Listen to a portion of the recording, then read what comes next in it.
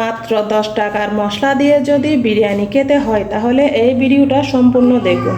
সম্পূর্ণ দেখলে তাহলে আপনি বুঝতে পারবেন 10 টাকা খরচ হয় নাকি তার থেকে বেশি খরচ হয়। সম্পূর্ণটা না দেখলে কখনো বুঝতে পারবেন না, পরে উল্টাপাল্টা কমেন্ট করে চলে যাবেন। এর জন্য আপনি না টেনে পুরো ভিডিওটা দেখতে হবে, তাহলে আপনাদেরকে বুঝিয়ে বলতে পারবো, বোঝাতে পারবো যে এখানে কি 10 টাকার মশলা লাগে নাকি তার থেকেও বেশি মশলার প্রয়োজন হয়।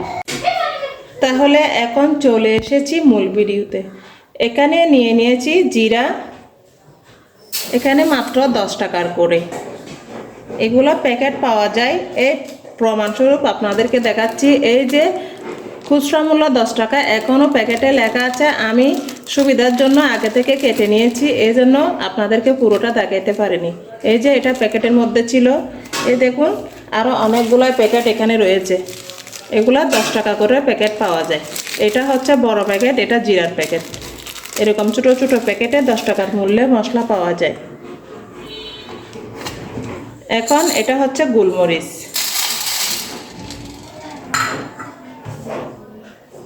নিয়ে নিয়েছি এটা মৌরি, এটা হচ্ছে জয়ত্রী, এটা হচ্ছে স্টার মশলা। এখানেও 10 টাকা, কিন্তু এতগুলো লাগবে না। এখান থেকে আরও 3-4টি মতো নিয়েছি। এই যে এটা হচ্ছে স্টার মশলা, রেখে দিলাম। আর এটা হচ্ছে সরিষা বীজ, এটা কম বেশি সবাই চিনেন, এটা হচ্ছে সরিষা বীজ, নিয়ে নিলাম। এটা হচ্ছে রাঁধুনি, এখানেও 10 টাকা, নিয়ে নিলাম। এটা হচ্ছে মেথি, এখানেও 10 টাকার, এটাও নিয়ে নিলাম। এটা হচ্ছে তেজপাতা, কয়েকটা দিলেই হবে, এটা বাসায় আগে থেকে ছিল। এগুলো একদমই সস্তা, তেজপাতা একদমই সস্তা। আর এখানে নিয়ে নিয়েছি, এটা হচ্ছে দারুচিনি, এলাচ 15টির মতো, একটি হচ্ছে জায়ফল, একটি থেকে অর্ধেক, আর এগুলো হচ্ছে লবঙ্গ। তাহলে আপনাদেরকে বুঝিয়ে বলছি কিভাবে 10 টাকার মশলা লাগে। একবার রান্নাতে শুধু 10 টাকারই মশলা লাগবে, এর থেকে বেশি প্রয়োজন হবে না। যেমন ধরুন আমি সব মশলাগুলো মিক্স করে এভাবে মিক্স করে নিলাম।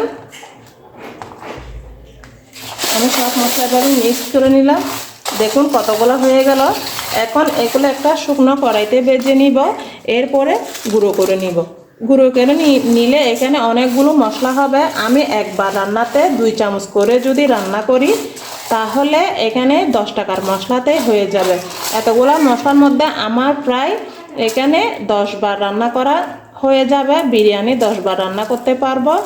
এখানে 100 টাকার মশলা, আমি যদি এখানে 10 বার বিরিয়ানি রান্না করতে পারি তাহলে হলো না 10 টাকা করে। হিসাব করে দেখা গেল এখানে মাত্র 10 টাকার মশলা দিয়েই আমি একবার বিরিয়ানি রান্না করতে পারবো। যেহেতু 10 টাকা দিয়েই আমি একবার বিরিয়ানি রান্না করতে পারবো, তাহলে আমার বাজার থেকে আনার কি দরকার। আমি এভাবে বাসায় তৈরি করে রেখে দিই, আর যখন ইচ্ছে তখনই বিরিয়ানি রান্না করে খাই। আমার বাসার সবাই বিরিয়ানি পছন্দ করে, এই জন্য আমি যখন ইচ্ছে তখনই বিরিয়ানি রান্না করে খাই। তাহলে ভেবে দেখুন, এভাবে আপনারা একবার বাসায় তৈরি করে রেখে দিবেন। আর এখান থেকে 2 টেবিল চামচ করে 1 কেজি চাউলের জন্য আর 1 কেজি মাংসের জন্য এখান থেকে শুধুমাত্র 2 টেবিল চামচ মশলা দিলেই দেখবেন ফ্লেভারটা এত স্ট্রং, রেস্টুরেন্টের সবকেও হার মানাবে। এখানে সব কিছু দেওয়া আছে, এখানে আলাদাভাবে কিছু দেওয়ার প্রয়োজন নেই। আর এখানে নিয়ে নিলাম, এটা হচ্ছে ধনিয়া গুঁড়া। ধনিয়া আস্ত ছিল না, এই জন্য আপনাদেরকে গুঁড়াগুলায় দেখাচ্ছি। এগুলো মিক্স করার পর এটা সহ মিক্স করে রেখে দিব, আর এখান থেকে 2 চামচ করে দিয়েই বিরিয়ানি রান্না করে নেব। তো আজকের ভিডিওটা আপনাদের কেমন লাগলো অবশ্যই কমেন্ট করে জানাবেন, আর সাথে একটা লাইক দিয়ে দিবেন। আর মনে করে আমার চ্যানেলটা সাবস্ক্রাইব করে রেখে দিবেন। আজকে এই পর্যন্তই। আসসালামু আলাইকুম।